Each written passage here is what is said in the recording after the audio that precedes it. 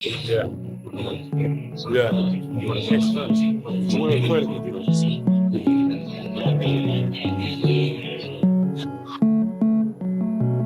I'm honored to be here. I'm happy to be here. I think December 19th is going to be crazy though. I think the center's going to be like buzzing, just crazy energy in the room. I think it's really good. So now, remember, I took a year out of the game to refresh because I was just piling on more and more baggage. I just feel fresh. I feel rejuvenated. It wasn't like I took the year out in vain. I had a purpose, and now I'm just living. No, you look fresh. I feel good, man. I feel good. I've been training hard. I'm close to the weight that I need to be at for the fight. I feel good. He's done me a favor. Walking around bulky and heavy, I feel quick. I feel amazing. So I'm looking forward to the fight. That's why I'm just vibing right now. I think he is a smart operator. I think he's managed to put a good team around him to help him achieve his wildest dreams. I think he's a smart young man. So I don't want to focus on it being like about Jake. Oh, Jake's small, so that makes me confident. Jake's this, so that makes me confident. I'm just focused on myself. I'm confident in myself. Just 14 days separate us from Jake Paul facing Anthony Joshua, and the atmosphere feels charged with raw anticipation already. All right, come in.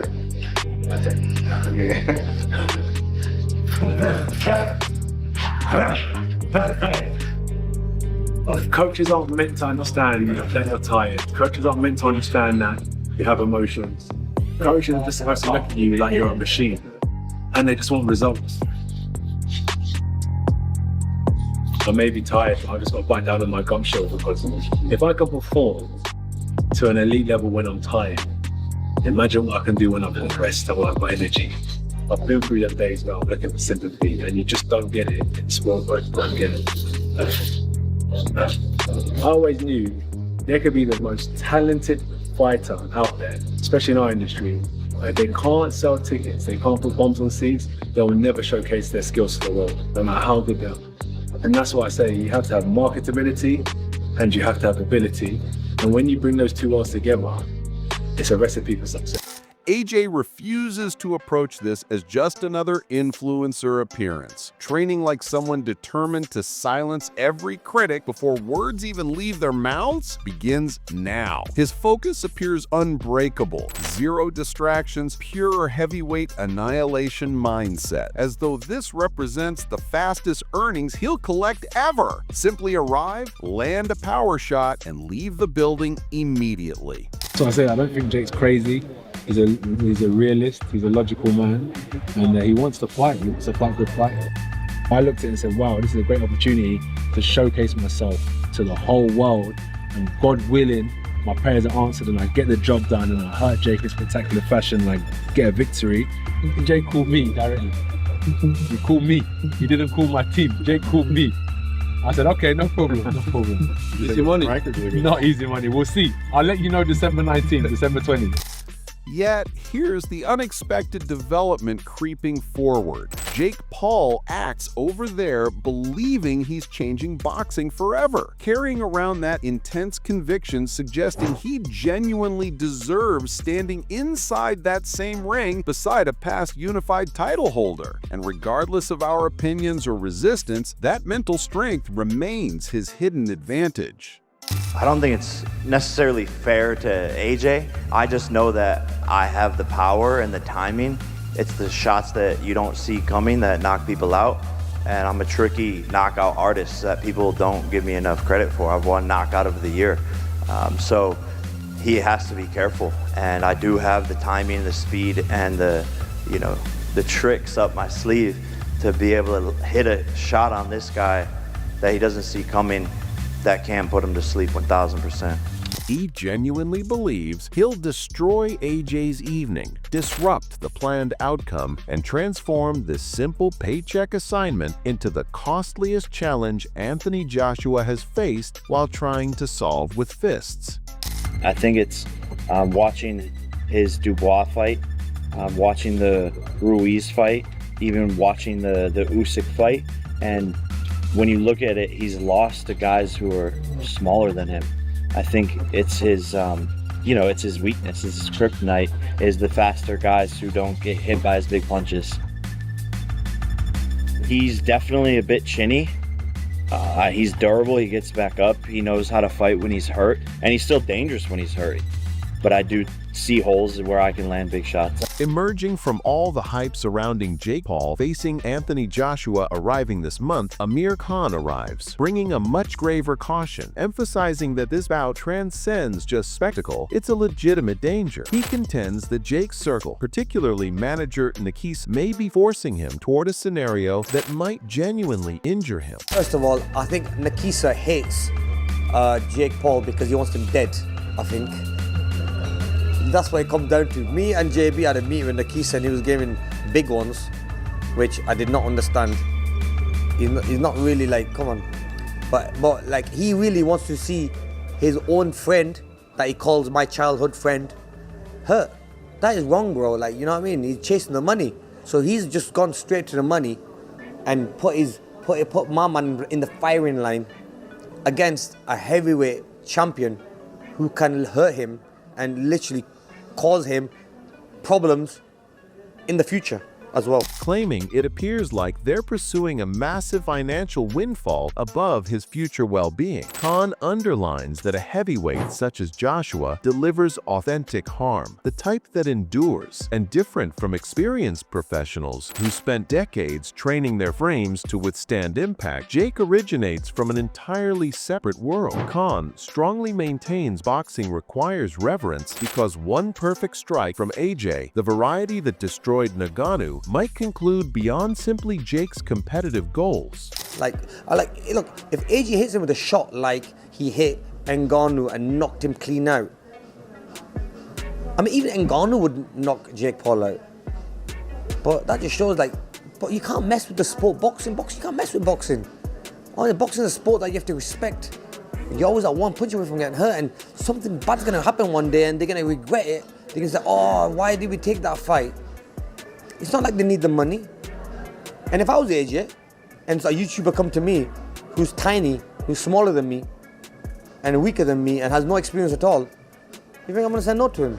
Though he acknowledges certain YouTubers like Slim demonstrated genuine skill, he cautions that this pairing ventures into hazardous space where one error might cause a terrible result for everyone participating, including the discipline itself. Khan's point is obvious. The buzz surrounding crossover boxing cannot eclipse the genuine threats that arrive with entering the squared circle against an exceptional heavyweight. It's a warning that boxing transcends a competition of followers and trending moments. It's a discipline where one mistaken blow can alter reality. This ends this YouTube boxing because in a way, someone is going to get hurt badly, and this could be the fight that someone gets hurt so bad that they will never ever get sanctioned to ever fight again. You know what I mean?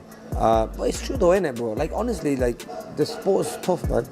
And it's hurt and damaged a lot of people that have been boxers, and let alone, and these are people that are used to taking punches and punishment. Following from Amir Khan's careful viewpoint, the Talk Sport conversation broadens the identical subject with a more critical approach, highlighting both the economic and athletic aspects of the coming battle. Liam Smith responds with enthusiasm at the display of Jake Paul facing Anthony Joshua, implying that for supporters of AJ, this contest symbolizes a simple, economically beneficial chance after seasons of confronting exceptional adversaries. He's actually helping a lot of female fighters and women boxing as well by putting his promotion on, so I respect him massively. But if Anthony Joshua was to lose to Jake Paul, it would be the biggest upset, travesty, whatever you want to call it, in boxing history. So he has to look past Jake Paul.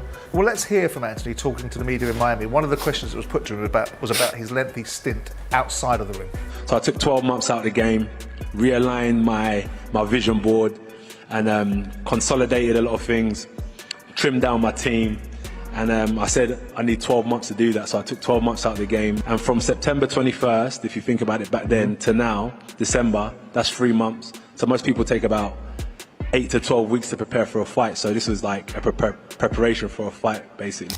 The group also observes that Joshua has openly verified a pound competition mass consistent with his quickest and strongest showings, and that he recently eliminated obstacles by replacing trainers and relocating his camp beyond London. Although there exists appreciation for Paul's marketing achievement and his support to women's combat sports, the experts concur that their technical abilities stay worlds distant. They contend that if Joshua happened to fail, it might be one of the greatest shocking surprises in the sports timeline, a conclusion that might generate significant doubts about his remaining objectives as he targets to climb back. He's going to be at 225. 245. 245. 245. But again, there's no rehydration. No rehydration clause. 245. That was the last time that he boxed Alexander Usyk, which was back in, what was that, 2022? I believe he weighed 245. He was in training camp anyway. He was going to be fighting on the undercard of this fight on Saturday night with Devin Haney. He was going to be fighting on that undercard, 22nd, so he's in shape. His weight's down anyway, so making 245 actually... He has to be that done. Yeah, but that's his best weight anyway, Anthony Joshua. That's where he's more athletic, you know, he's got more movement and whatnot. And no disrespect to Jake Paul here, you go like, you know, without looking past Jake Paul, but he could look past Jake. The dialogue then moves into greater worries about danger and standing. TalkSports experts cautioned that Joshua's coaching alterations, preparation location changes, and mental transformations are entirely part of an extended recovery plan after brutal defeats. But nothing of that should practically be necessary for Jake Paul. The burden, they contend, is completely on Joshua to produce a quick, emphatic conclusion, as anything short will harm audience opinion and strengthen doubts of a planned result. Meanwhile, Paul's readiness to announce that he is prepared to perish in there is understood as marketing theater, but also as an acknowledgement that boxing stays a risky activity for beginners facing heavyweight strength. With everyone watching AJ to deliver a performance comparable to what he accomplished against Ngannou, the group determines that this occasion holds reputational consequences for the discipline itself, and that only a decisive quick stoppage will erase criticism and preserve boxing's legitimacy sound. So those sort of statements about I'm ready to die in there and I'm going to bash you up and stomp all over you, give you any cause for concern about the sport? He's a YouTuber, isn't he? So like, they want them views. His life's been about views, and taking this fight with Joshua is views for him.